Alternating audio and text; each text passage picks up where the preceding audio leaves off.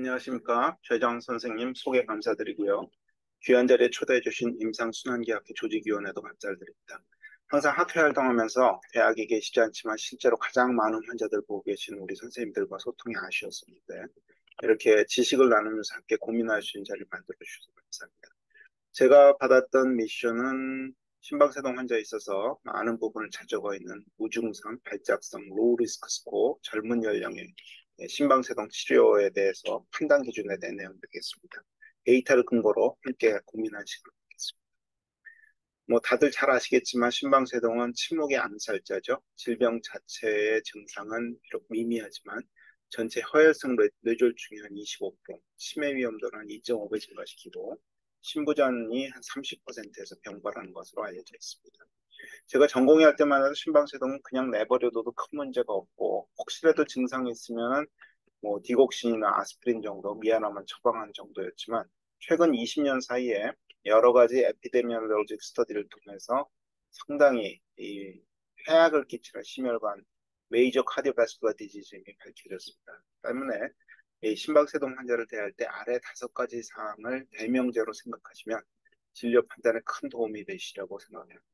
첫 번째로는 심방세동은 진행하는 만성 전신성 질환입니다. 따라서 술, 담배, 비만 같은 것을 피하도록 하는 라이프스타일 모디피케이션이 굉장히 중요하고요. 저 같은 경우에 첫 번째 외래에서 환자를 볼 때 술, 담배 끊지 못하면 이 병은 못 고칩니다. 그 이후부터 시작을 합니다. 또 심방세동의 약 40% 이상이 무증상이기 때문에 모니터링하는 것이 쉽지가 않고요. 발작성 심방세동은 특히 그 다수가 표준 심전도로 잡히지 않습니다. 그래서 치료하고 나서 표준 심전도에 심방세동이 없다고 해서 치료가 잘 되고 있다고 오판해서는 안 되고요. 최드 바스크 스코어는 심방세동 치료의 시작과 마칩니다. 명심하셔야 되겠고 심방세동 환자에서 동율동 유지가 사망률 개선을 포함해서 검사에 유익하다고 말씀드릴 수 있겠습니다. 첫 번째 토픽은 무증상 심방세동입니다. 무제로 무증상이라도 합병증은 온다. 2012년도 약 10,000명의 환자를 대상으로 AF 리듬 컨트롤 한 그룹과 그렇지 않은 그룹을 비교한 Realized Data Registry를 보시면은 리듬 컨트롤 여부에 상관없이 실제 증상 호소한 환자가 55내지 70%였고 특히 심전도가 사이너스 리듬이거나 APB에서 레이 컨트롤에서 하트레이트가 80 미만인 사람이나 증상 차이가 없었습니다. 즉 증상만으로 이 신출 규모라는 부정맥 질환을 진단 또는 평가할 수 없다는 의미입니다. 특히 항부정맥제 치료나 또 카테터 어블레이션 후에 표준 심전도가 사이너스 리듬이라고 증상이 없으면 항응고요법을 중단하거나 줄이는 것은 자칫 큰 실수를 유발할 수 있습니다.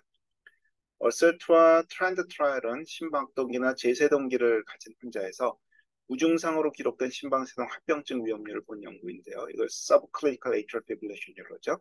증상 없이 기록된 그 AFib을 어설트에서는 6분 그리고 그 트렌드에서는 5.5시간 기준으로 봤는데 흥미로운 결과는 증상이 없었음에도 두 개의 연구에서 공이 Subclinical AFib, 스트로크뿐만 이 스트롬보엠볼릭 리스크를 2.5배 이상 증가시킨 것으로 확인되었습니다.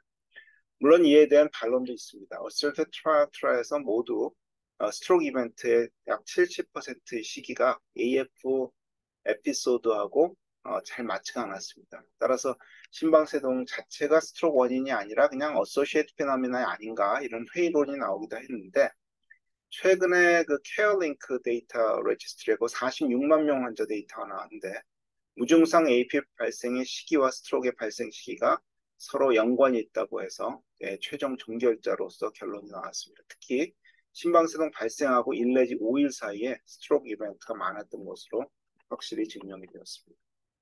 다음은 발작성 심방세동입니다. 약제 사용 유무에 상관없이 7일 이내에 APB 정상맥으로 저절로 돌아오면 이를 발작성 심방세동이라고 정의를 하는데요. 초기 심방세동이라고도 할 수 있겠죠. 문제는 발생 당시 심전도 확인이 되지 않으면 로우 볼든 심방세동을 놓칠 수 있다는 점입니다. 특히 무증상 발작성인 경우는 오줌이 높겠죠. 이 발작성 심방세동에서 선생님들이 꼭 유의해서 생각해야 될 것은 심방세동 자체가 Progressive Chronic Disease라는 사실입니다. 왜냐하면 발작성이 평생 발작성인 게 아니라 지속성, 장기 지속성, 영구형으로 계속 진행하기 때문이죠. 심방세동은 진행성 만성질환입니다. 그래서 한 20년 전부터 벌써 심방세동을 그대로 놔두면은 이런 신부전의 위험도가 증가되고 치매가 병발한다는 이런 여러 가지 솔리드한 증거들이 나와 있고요. 일단 발작성 심방세동에서 뇌경색 위험도는 어떨까요? 2000년도, 2007년도에 나온 스터디인데 여기서 보면은 intermittent AFib이나 paroxysmal AFib이나 sustained AFib 또 큰 차이가 스트로크 리스크에 큰 차이가 없었습니다.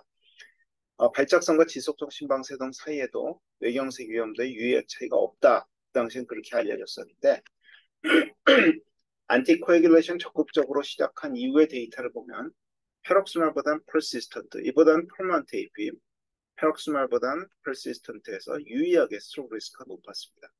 그럼에도 불구하고 현재 가이드라인에서는 발작성, 지속성에 상관없이 최드 베스크 스코어에 준해서 항응고요법을 유지하도록 권장을 하고 있습니다. 리바록서만 연구한 라킷 AF 서브그룹 스터디인데 항응고요법을 유지한 환자만을 대상으로 분석해 보니까 심전도상 사이너스 리듬을 보였던 발작성 심방세동 환자분에서 AF가 지속된 환자에 비해서 유의하게 사망률 및 뇌경색 위험도 각각 낮았습니다.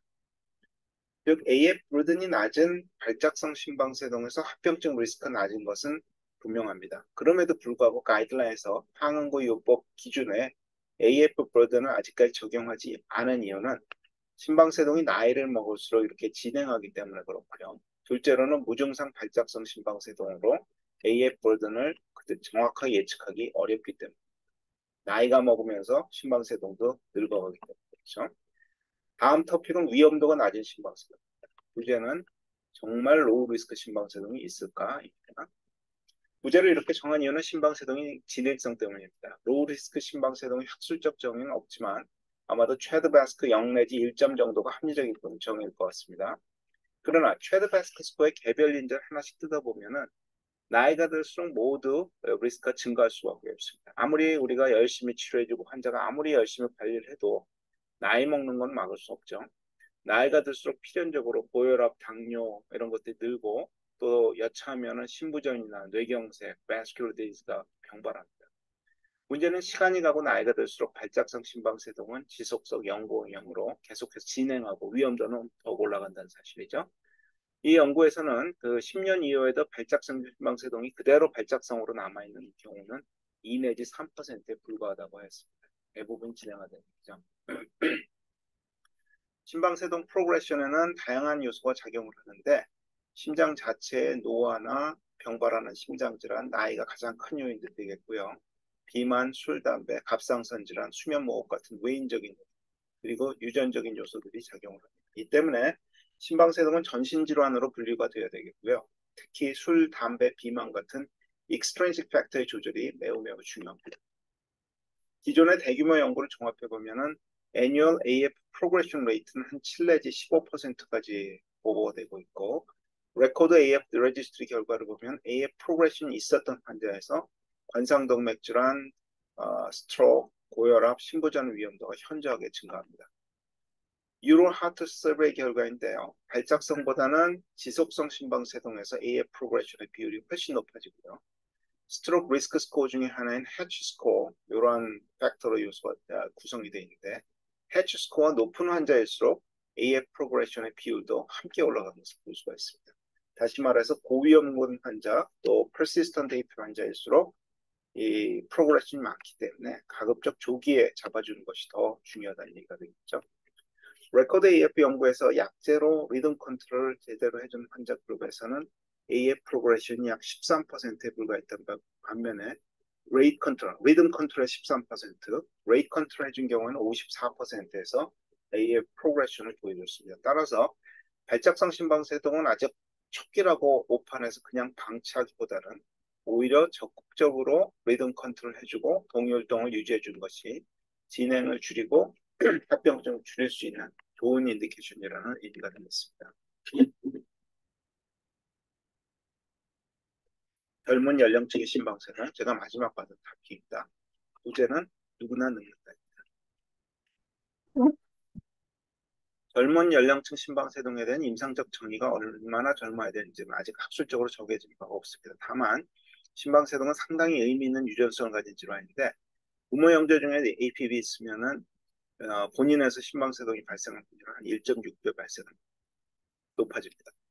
요 그 유전자 연구는 2017년도 패트릭 엘리너가 23개의 AF Associated Common Genetic Loci를 발표했고요. 같은 해에 저희가 코리안 AF 네트워크 연구를 통해서 제네틱 로사이를 60세 이하의 젊은 심방세동 환자에서 재현성 있게 보고했고 노벨 스미도 보고했는데 이후에 유전성을 이야기할 때는 통상 60세 이하의 심방세동으로 젊은 심방세동을 구별하고 있습니다. 가이드라인스 제시하는 심방세동 리듬 컨트롤에 적합한 환자의 첫 번째 기준은 젊은 사람입니다.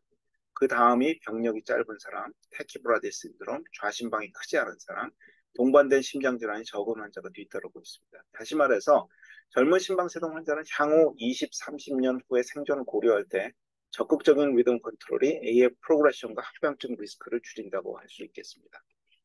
이미 오래된 대규모 후양적 연구들에서 심방세동 리듬 컨트롤이 사망률과 뇌경색 위험도를 줄인다는 것이 보고되고 있는데 이 연구에서는 심방세동이 치료 시작하고 2년 이내에는 리듬 컨트롤, 그러니까 심방세동 진단 2년 이내에 적극적 리듬 컨트롤 한 경우에 사망률이 이렇게 줄어들지만 2년 이후에 진행된 심방세동은 오히려 사망률이 늘어날 수 있다고 보고했습니다. 이 당시만 해도 항구정맥제에 대한 가이드라인이 없었던 시절입니다.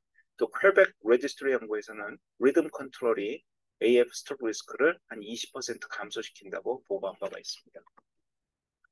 그렇지만 그동안 약제를 통한 AF 리듬 컨트롤을 많은 의사들이 꺼려했습니다. 항구정맥제가 사망률을 올릴 수 있다는 데이터들이 계속 나왔기 때문이죠. 그러나 이스트 아프넷 4 트라이얼 2020년도에 발표된 연구가 되겠는데 여기서 그 도구마가 깨졌습니다. 심방세동을 진단받자마자 바로 리듬 컨트롤 시작한 그룹과 증상이 있는 심방세동만 가려서 리듬 컨트롤하는 그룹을 비교한 연구였는데 적극적인 얼리 리듬 컨트롤 그룹에서 유의하게 사망률 감소를 보였고요. 이 연구에서 90% 이상이 항부정맥제를 사용한 환자들이었기 때문에 가이드라인이 이제 나왔기 때문에 그 가이드라인 기준으로 한 항부정맥제 치료의 안전성을 증명한 연구이기 때문입니다. 반면 전국도자 절제술은 항부정맥제에 비해서 리듬 컨트롤의 이점이 확연하게 더 높습니다. 카바나 트라이얼은 AFO 어블레이션과 약제 치료를 비교한 랜더마이즈 클리니컬 트라이얼인데 인텐션 투 트리트에서는 그 이점을 아주 확연하게 증명하지 못했지만 사망률과 심혈관 입원율은 유의하게 감소시킨 것이 증명되었고 퍼 프로토콜 애널리시스에서는 이 같은 사망률 감소 효과가 더 현저하였습니다. 또 젊은 환자 심방세동과 더불어서 리듬 컨트롤에 있어서 가장 도움을 많이 받는 환자군이 심부전이 동반된 심방세동인데요. 캐슬 AF 트라이얼은 심두혈로 35% 미만의 중증 심부전 환자를 대상으로 AF 어블레이션과 약물 치료를 비교한 RCT인데요. 이 연구에서 AF 어블레이션이 심부전 환자의 사망률을 약 40% 정도 감소시켜서 현재 유럽 가이드라인에서는 심부전을 동반한 심방세동 환자에서 AF 어블레이션은 클래스 1 인디케이션이 되었고요. 금년에 나온 캐슬 HTX 트라이얼에서는 이 심부전 대기 환자들에서 AF 어블레이션 한 경우에 사망률을 아주 현저하게 감소시켰다는 RCT가 또 NEJM에 발표가 되었습니다. 다음으로 heart failure with preserved ejection fraction 환자에서는 AF 어블레이션 효과가 어떨까? 이건 저희 연구인데요. 헤페파가 있었던 환자의 약 37%에서 심부전 스코어인 헤페프2 스코어가 호전을 보였으나 모든 환자에서 호전을 보인 건 아니었습니다. 헤페프가 있었던 환자에서는 캐테터 어블레이션 헤페프를 호전시켰다는 결과가 되겠고요. 또 반면에 스트로크 리스크는 AF 어블레이션 후에 약물 치료한 환자에 비해서 아주 현저하게 스트로크 리스크가 줄었고 그 감소 수준은 심방세동이 없는 환자하고 거의 유사했습니다. 아까 심방세동이 치매 위험도를 2.5배 증가시킨다고 말씀드렸는데 AF 어블레이션을 하면 그 위험도가 감소할까요? 네, 그렇습니다. 시술 1년 후에 인지기능 검사인 모카 스코어를 봤더니 현저하게 향상되는 것을 보여주고 있고 보험공단 자료 분석에서 보면은 AF 어블레이션 그룹에서 치매 위험도가 약제에 비해서 현저하게 줄어드는 것을 볼 수가 있고 이는 스트로크 유무에 상관없이 치매 위험도 감소를 볼 수가 있었습니다. 흥미로운 점은 AF 어블레이션이 5년 후 신장 기능도 향상을 시킵니다. 나이가 드는데 어떻게 신장 기능이 좋아질 수 있겠냐고 반문할 수 있겠지만 아마도 리듬이 레귤러해지고 동运동 유지가 심박 출량을 증가시키기 때문에 우리날 펑션도 좋아지는 것을 유추할 수가 있겠습니다. 그렇다면 심방세동 리듬 컨트롤 하지 말아야 될 환자는 어떤 환자일까요? 가이드라인에서는 항응고요법이 어려운 환자는 함부로 리듬 컨트롤 하지 말도록 추천하고 있고요. 또 항응고요법을 중단할 목적으로 리듬 컨트롤 하는 것도 금하고 있습니다. 마지막으로 가이드라인의 추천사항으로 강의를 정리해 보도록 하겠습니다. 심방세동 환자에서 리듬 컨트롤은 검사에 유익합니다. 문제는 약제나 캐테터블레이션 등의 개선된 치료법이 있음에도 아직 모든 심방세동을 치료할 만한 완벽한 치료법이 없다는 점입니다. 이 때문에 리듬 컨트롤의 대상은 증상이 있는 심방세동으로 제한을 해왔지만 2020년도 가이드라인부터 패러다임이 바뀌기 시작했고요. 2020년도 가이드라인에서는 증상이 없는 환자일지라도 이 증상이 서서히 진행되기 때문에 환자가 단지 느끼지 못할 가능성이 많아서 일단 카디오 버전으로 증상 호전 여부를 확인한 후에 증상 호전이 있으면은 우리 적극적인 리듬 컨트롤을 하도록 추천을 하고 있습니다.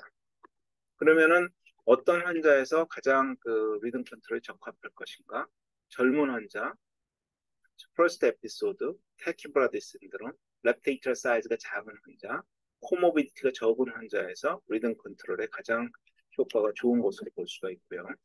항부정맥 약제 사용에 대해서는 아마 다른 세션에서 언급이 되겠지만 앞서 말씀드린 이스트 아프네 4 트라이에서 언급된 바와 같이 가이드라인에 준한 그 항부정맥제 치료가 상당히 안전한 치료로 이제 입증이 되었고요.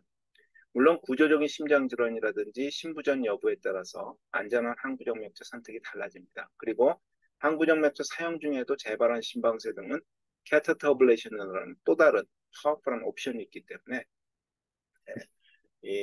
여기에 대해서 다양한 리듬 컨트롤 스트래티지에 대해서 고민을 하셔야 될 것 같고요. 특히 앞서 언급한 바와 같이 심부전이 동반된 심방세 등은 캐테터 어블레이션이 이제는 클래스 1 인디케이션으로 상향 적용되었습니다. 마지막 결론입니다. 심방세동 환자를 대한 5가지 명제를 다시 한번 말씀드리겠습니다. 심방세동은 진행하는 만성 전신성 질환이다. 때문에 술, 담배, 비만 같은 것을 피하도록 이 라이프스타일 모디피케이션이 절대적으로 동반돼야 되겠고요. 심방세동의 40% 이상이 무증상이기 때문에 증상만 믿고 치료하는 것은 위험한 치료가 될 수가 있겠고 발작성 심방세동의 상당수는 표준 심전도로 잡히지 않습니다. 때문에 트레드바스크 스코어가 심방세동 치료의 시작과 마침이라고 할 수가 있겠고요. 심방세동의 동일동 유지는 사망률 개선을 포함해서 검사에 유익하다고 말씀드릴 수가 있겠습니다. 결론적으로 무증상, 발작성, 저위험군, 젊은 심방세동 환자에서도 적극적인 심방세동 치료를 필요로 한다고 할 수가 있겠습니다. 네, 경청해 주셔서 감사합니다.